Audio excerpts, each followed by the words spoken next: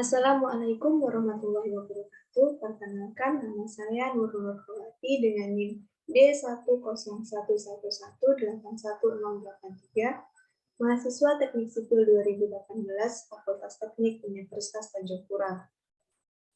Di sini saya akan memaparkan seminar proposal tugas akhir saya dengan judul Pengaruh Kendaraan Overdimensi Overload terhadap Kerusakan Jalan Nasional. Baik, proposal saya terdiri dari 3 bab, yaitu bab 1 pendahuluan, bab 2 tinjauan pustaka, dan bab 3 metodologi penelitian. Pada bab 1 pendahuluan terdiri dari latar belakang, rumusan masalah, tujuan penelitian, batasan masalah, lokasi penelitian, dan sistematis penulisan. Latar belakang proposal saya yaitu di antara beberapa permasalahan di jalan raya, salah satunya adalah kondisi jalan raya yang rusak akibat kendaraan odol. Dengan kondisi jalan raya yang rusak menyebabkan beberapa kerugian yang terjadi dan dapat membahayakan bagi pengguna jalan, sehingga dibutuhkan pemeliharaan jalan agar dapat menjaga kondisi jalan selalu baik. Tingginya pelanggaran karena dimensi dan muatan berlebihan mengakibatkan kerusakan jalan secara material pada prasarana angkutan darat seperti pada jalan dan jembatan. Berdasarkan Undang-Undang Nomor 22 Tahun 2009 tentang Lalu Lintas dan Angkutan Barang disebutkan bahwa pengemudi atau perusahaan angkutan wajib memenuhi tata cara pemuatan, daya angkut, dimensi, dan kelas jalan. Serta pada Peraturan Pemerintah Nomor 77 Tahun 2014 disebutkan bahwa apabila muatan barang melebihi 5%, maka pengemudi wajib menurunkan muatannya.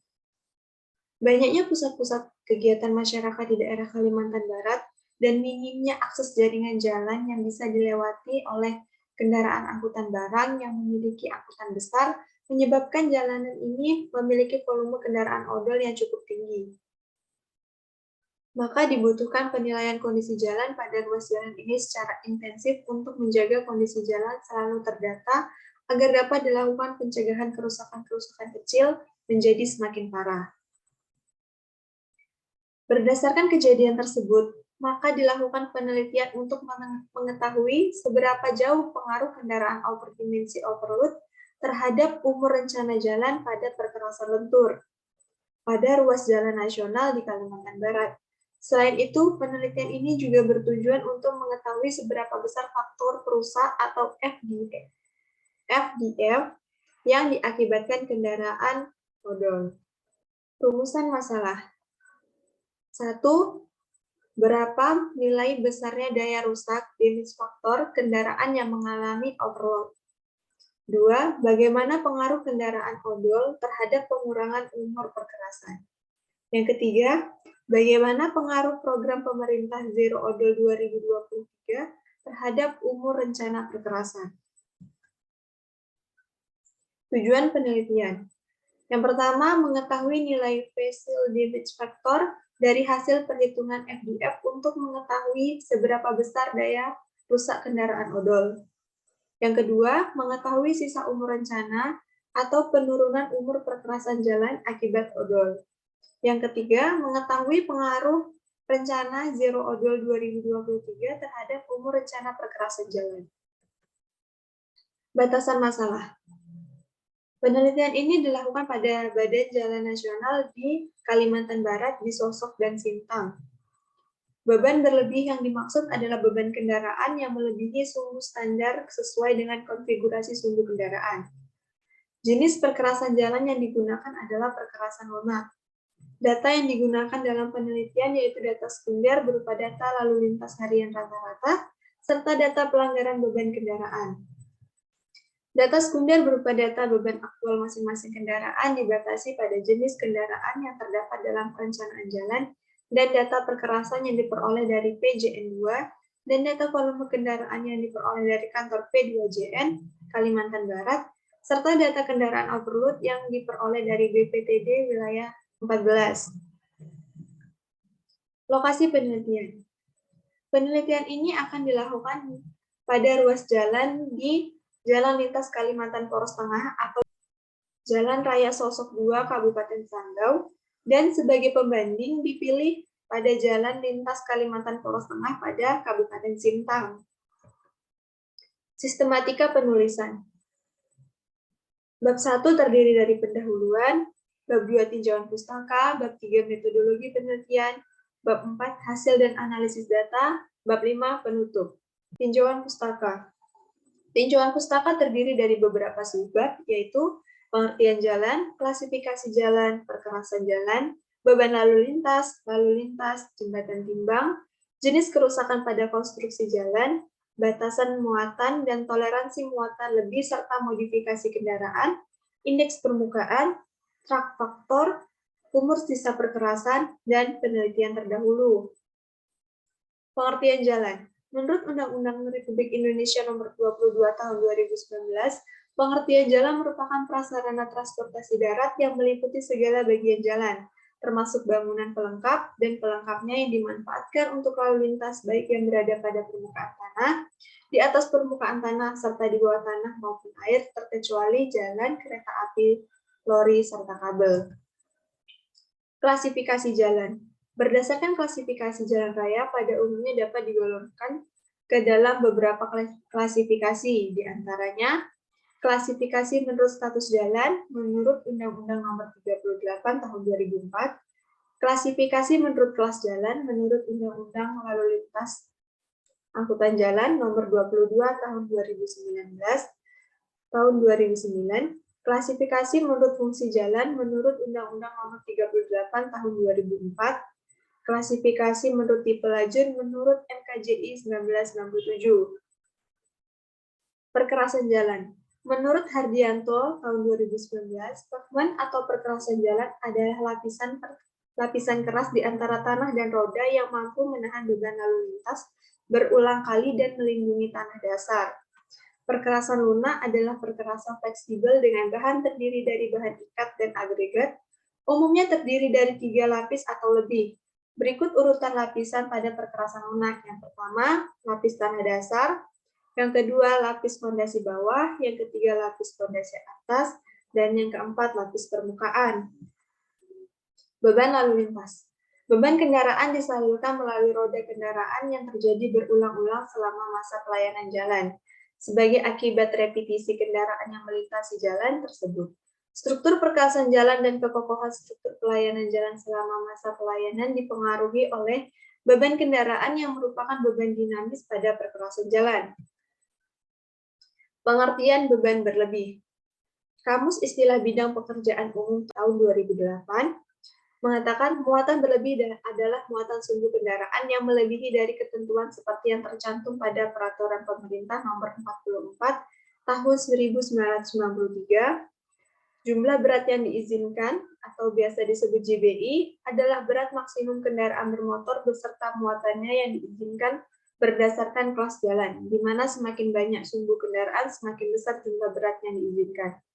Berikut jenis kendaraan berdasarkan jumlah berat yang diizinkan.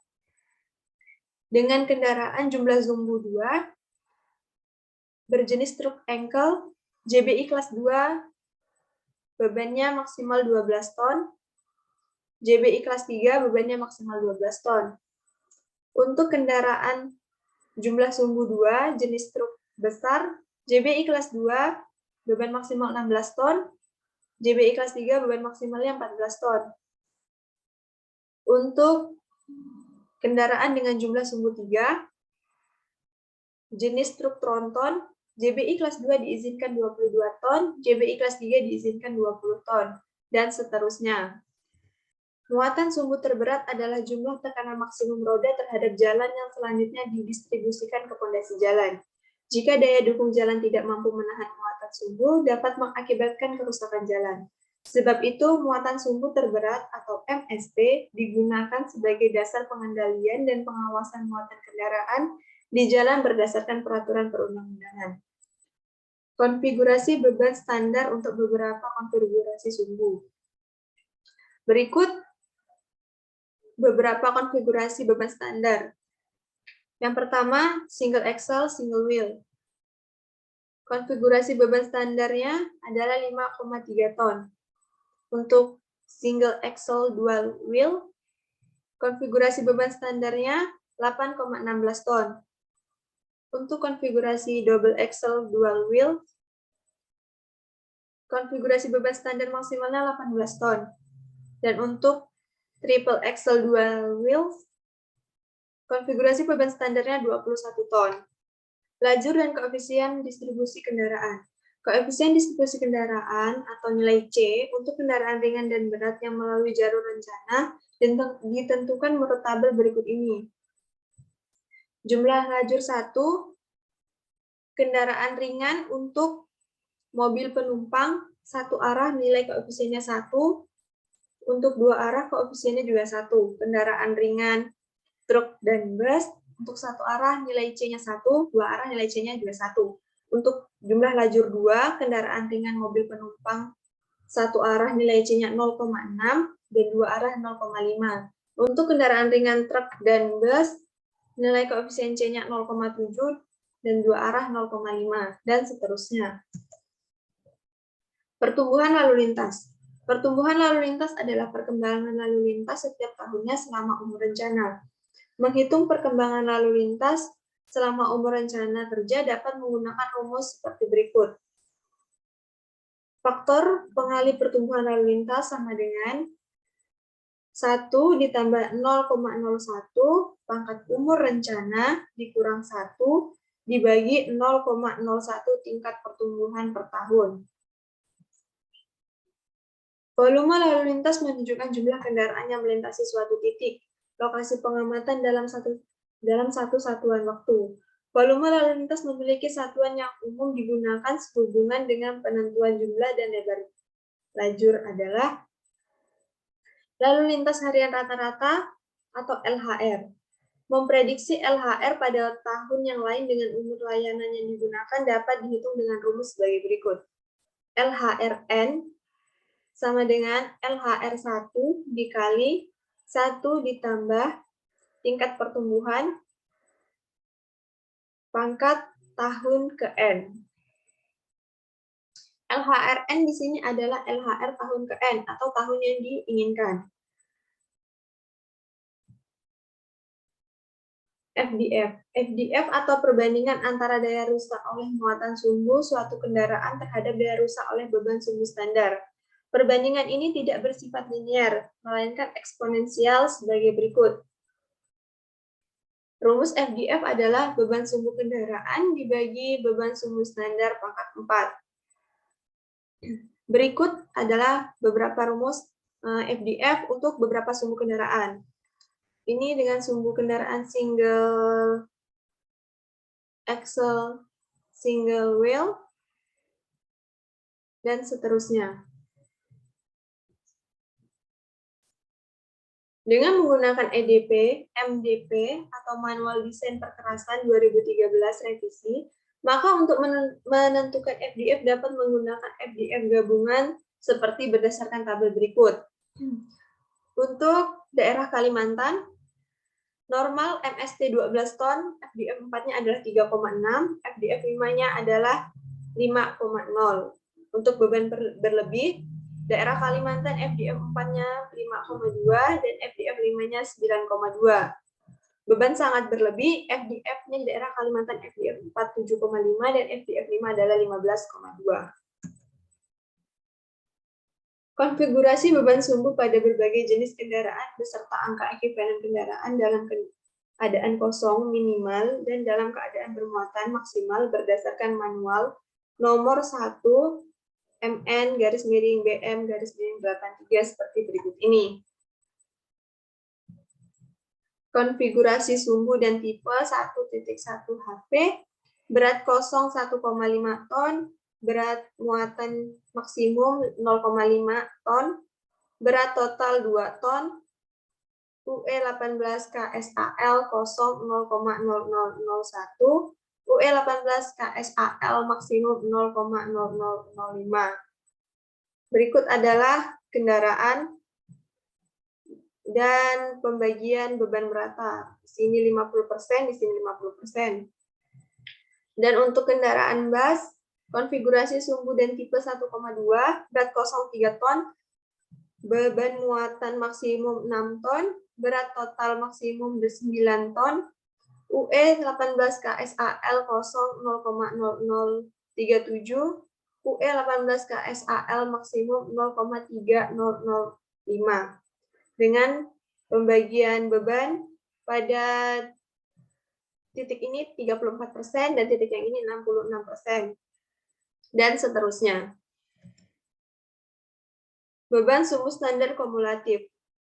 Menurut Manual Desain Perkerasan MDP nomor 02-M-BM-2013, beban sumbu standar kumulatif atau kumulatif equivalent single axle load atau CESA merupakan jumlah kumulatif beban sumbu lalu lintas desain pada lajur desain selama umur rencana. CESA didapatkan dengan persamaan sebagai berikut. Lintas sumbu standar ekuivalen sama dengan jumlah jenis kendaraan LHRT atau lintasan harian rata-rata tahunan untuk jenis kendaraan tertentu dikali FDF atau faktor ekuivalen beban dikali faktor distribusi. CESA sama dengan nilai ESA dikali 365 dikali R. R adalah faktor pengalih pertumbuhan lalu lintas. Jembatan timbang. Dalam upaya pemerintah guna mengawas dan pengaman sarana prasarana lalu lintas dan angkutan jalan, digunakan alat penimbangan untuk kendaraan bermotor sehingga dapat diketahui berat kendaraan beserta muatannya. Jembatan timbang merupakan salah satu kebijakan untuk meminimalisir kerusakan jalan akibat muatan berlebih serta untuk menjaga keselamatan dalam berlalu lintas. Jembatan timbang yang dipasang secara tetap dilengkapi dengan fasilitas penunjang dan dioperasikan dan diawasi oleh petugas pelaksana penimbangan. Jenis kerusakan konstruksi pada perkerasan jalan. Berdasarkan Manual Pemeliharaan Jalan nomor 03-MN-B-1983 oleh Direktorat Jenderal Bina Marga, kerusakan jalan dapat dibedakan atas retak, distorsi, cacat permukaan, pengausan, dan kegemukan. Berikut adalah contoh ilustrasi kerusakan jalan. Retak, distorsi, dan ini cacat permukaan. Batasan muatan dan toleransi muatan lebih serta modifikasi kendaraan.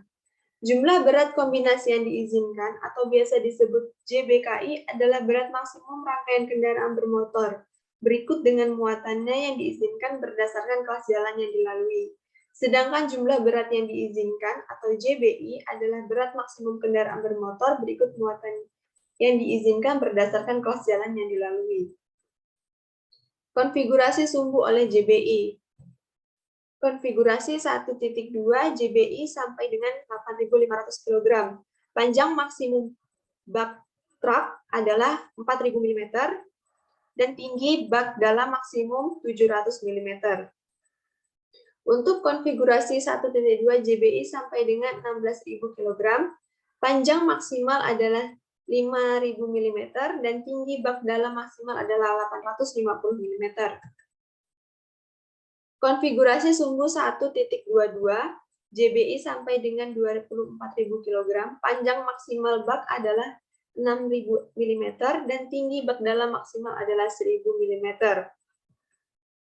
Batasan muatan dan toleransi muatan lebih serta modifikasi kendaraan, ketentuan persyaratan kendaraan, berdimensi dan jumlah kendaraan berat yang diizinkan sesuai dengan peraturan pemerintah nomor 55 tahun 2012 tentang kendaraan dan peraturan pemerintah nomor 30 tahun 2021 tentang lalu lintas angkutan jalan dapat dilihat pada tabel berikut ini.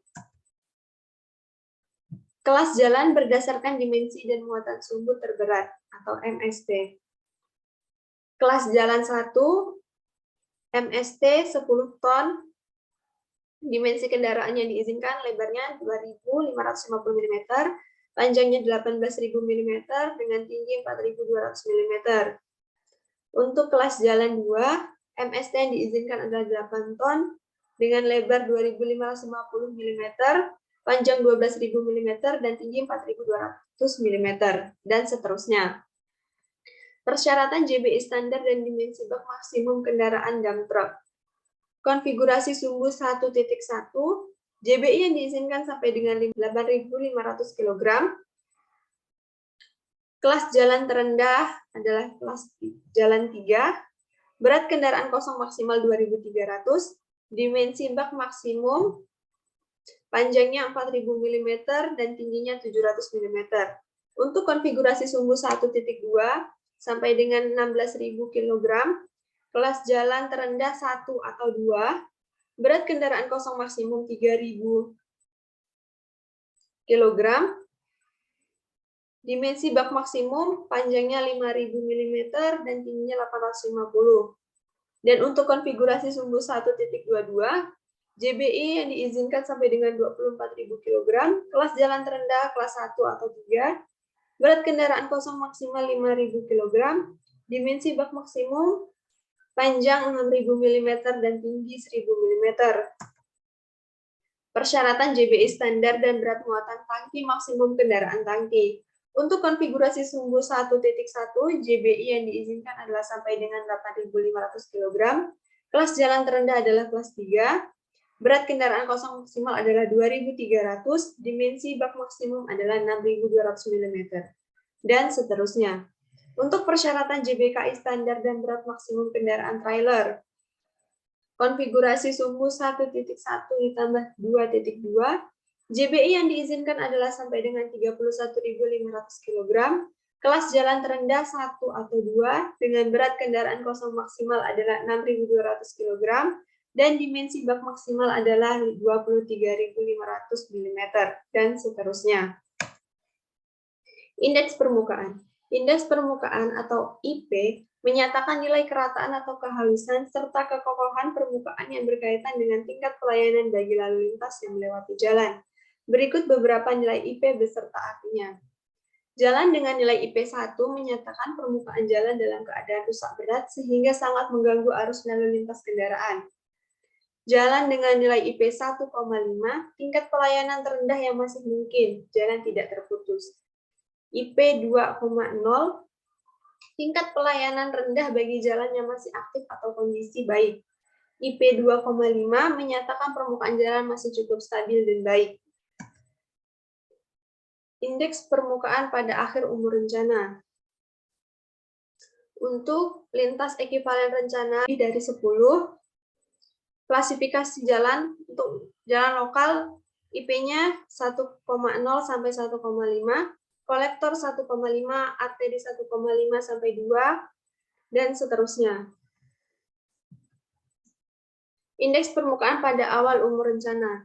Jenis lapis perkerasan adalah stone, las, butak, HRA, burda, burta, lapen, latas, bun, dan seterusnya. Nilai IPO adalah untuk las stone lebih besar atau sama dengan 4, 3,9 sampai 3,5, dan seterusnya sesuai dengan tabel. Truk faktor atau TF digunakan untuk mengetahui apakah jalan tersebut mengalami beban overload atau tidak. Jika hasil perhitungan didapat nilai truk faktor lebih besar dari 1, maka jalan tersebut mengalami overload. Perhitungan TF dapat menggunakan rumus sebagai berikut. TF sama dengan SL per N. SL adalah ekuivalen standar Excel, dan N adalah jumlah kendaraan selama umur rencana. Sisa umur perkerasan. Menurut Kementerian Pekerja Umum, umur rencana suatu jalan raya adalah jumlah waktu dalam tahun yang dihitung sejak jalan tersebut dibuka hingga memerlukan perbaikan berat atau jika dianggap perlu untuk diberi lapisan permukaan yang baru. Pada umumnya, umur perkerasan jalan ditetapkan berdasarkan jumlah kumulatif lintas kendaraan standar atau CESA. Sisa umur rencana atau remaining life adalah penurunan dari umur rencana karena faktor beban kendaraan yang melintas. Menghitung remaining life atau RL dapat menggunakan rumus sebagai berikut. RL sama dengan 100 dikali 1 dikurang NP per N1,5. Dengan keterangan NP adalah nilai kumulatif W18 per tahun, dan N1,5 adalah kumulatif W18 tahun terakhir umur rencana. Reduksi umur rencana, jalan akibat overload. Terdapat beberapa metode yang dapat digunakan dalam menghitung reduksi umur rencana. Berikut adalah beberapa metode yang dapat digunakan dalam menghitung reduksi umur rencana akibat kendaraan dengan beban berlebih atau overload. 1. Metode AASTO 1993. Metode AASTO sering digunakan secara umum di seluruh dunia serta digunakan sebagai standar perencanaan di berbagai negara. Metode AASTO 1993 adalah dasarnya digunakan pada metode empiris. Parameter yang dibutuhkan diantaranya structural number, lalu lintas, reliability, faktor lingkungan, dan serviceability. Metode bina marga. Pada penelitian kali ini, penulis memilih untuk menggunakan metode bina marga, khususnya bina marga 2013. Ada beberapa parameter yang dapat digunakan untuk mengevaluasi reduksi umur rencana jalan akibat kendaraan overload. Di antaranya sebagai berikut. Daya dukung tanah dasar, California Bearing Ratio, indeks permukaan, koefisien kekuatan relatif, indeks tebal perkerasan, analisis volume lalu lintas, jenis kendaraan, faktor pertumbuhan lalu lintas, perkiraan faktor ekuivalen beban atau FDF, VDF, beban sumbu standar kumulatif atau CESA. Penelitian terdahulu. Yang pertama, Waskito Yudo tahun 2018 dengan judul Analisis Kerusakan Dini Perkerasan Lentur terhadap Umur Sisa Perkerasan Akibat Beban Berlebih Kendaraan Overload. Studi kasus ruas jalan Jogja sampai Solo. Lokasi ruas jalan Jogja Solo kilometer 48 sampai 45. Tujuan mengetahui perbandingan FDF hasil penelitian dengan FDF rencana mengkaji pengaruh overload kendaraan terhadap pengurangan umur rencana jalan. Metode analisis data mengacu pada Guide for Design of Pavement yang dikeluarkan oleh AASTO 1993. Dengan hasil, kerusakan perkerasan jalan disebabkan kendaraan berlebih memiliki rasio VDF rencana dengan nilai VDF overload sebesar 117% sampai 2008%. Masa layanan perkerasan jalan mengalami penurunan 26,3% dengan nilai remaining life rencana 84,62% dan nilai remaining life overload sebesar 58,35% atau lebih cepat 2 tahun. Kemudian yang kedua, Hengki Fernando Simanjuntak tahun 2018 dengan judul Analisa Kerusakan Akibat Muatan Lebih Angkutan Barang Terhadap Perkerasan Jalan dan Umur Jalan, studi kasus Jembatan Timbang UPPKB Simpang 2 Pematang Siantar, Sumatera Utara. Lokasi ruas jalan lintas Sumatera Utara, Kabupaten Pematang Siantar, Sumatera Utara dengan jarak 10 km. Tujuan mengetahui pengaruh muatan lebih yang mengakibatkan penurunan umur rencana jalan, mengetahui akibat dari pelanggaran kelebihan muatan. Metode data hasil survei dengan analisis deskriptif, kualitatif, dan kumulatif, dan hasilnya muatan kendaraan yang melebihi sumbu terberat atau MST mempengaruhi kekuatan lapisan perkerasan sehingga mengurangi umur rencana. Teknis jalan dari 5 tahun menjadi 4,5 tahun. Kendaraan overload juga menyebabkan kerusakan aspal seperti lubang, retak buaya, dan distorsi. Yang ketiga, Pavras Leonardo Zaluku tahun 2020 dengan judul Analisa Dampak Beban Kendaraan dan Lalu Lintas Harian Rata-Rata Terhadap Kerusakan Jalan, studi kasus. Ruas jalan daerah Patumbak, Kabupaten Deli Serdang. Tujuan untuk melihat dampak kerusakan jalan yang diakibatkan kendaraan overload dan mengetahui besarnya pengaruh beban muatan kendaraan berlebih terhadap perubahan umur perkerasan jalan. Metode yang digunakan pelanggaran MST dan derajat kerusakan analisa jalan. Dan mendapatkan hasil dari perbandingan dan data yang diamati, tonase kendaraan adalah faktor utama kerusakan jalan di Patumbak yang disebabkan karena tidak sesuainya kelas jalan dengan tonase kendaraan yang melewati jalan tersebut. Yang keempat ada Hamam Novalis tahun 2018 dengan judul Analisa Beban Berlebih Kendaraan pada Perkerasan Lentur Terhadap Penurunan Umur Rencana Perkerasan Jalan.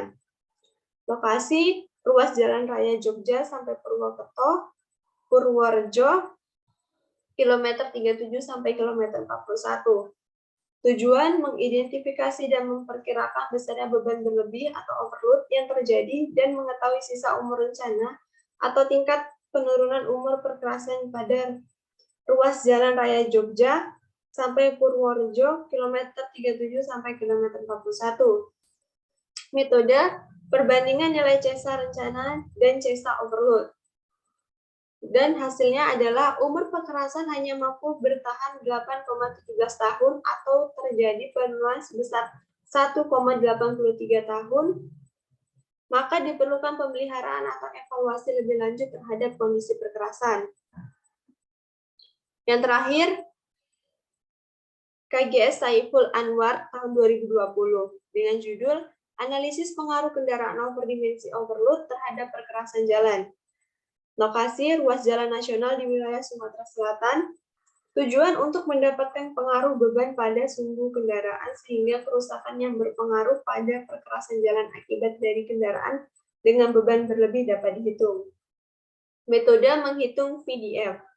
Dan hasilnya adalah pengaruh kendaraan overload terhadap sisa umur rencana pada jalan nasional di wilayah Sumatera Selatan sebesar 5,78 tahun untuk beban overload dan 5,85 tahun untuk tindakan pada beban overload.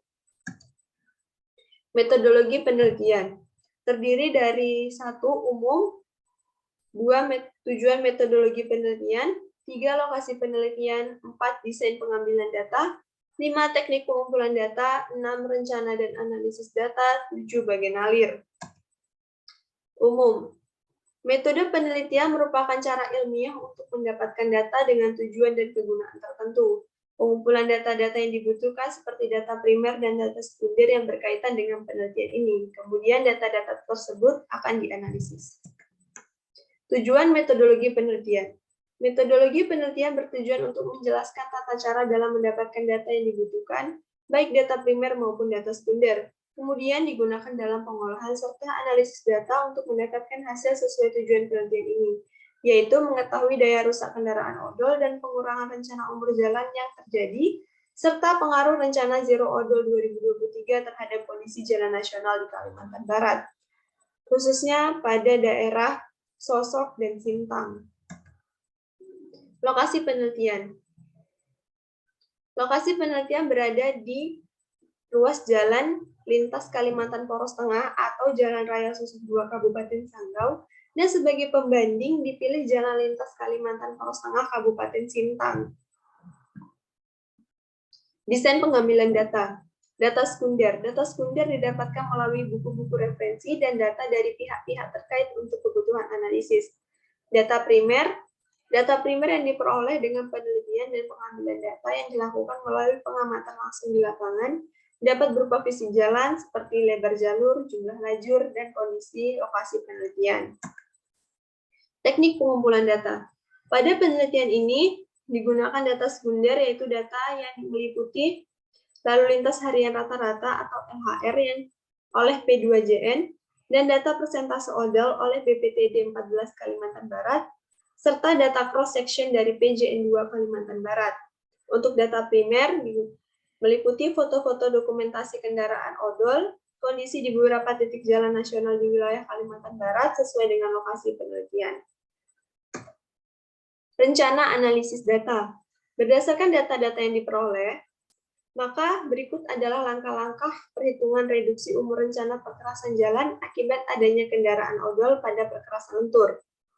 Pertama, menghitung pertumbuhan lalu lintas yang terjadi berdasarkan data LHR yang didapatkan dari Kantor Sektor Perencanaan dan Pengawasan Jalan Nasional P2JN.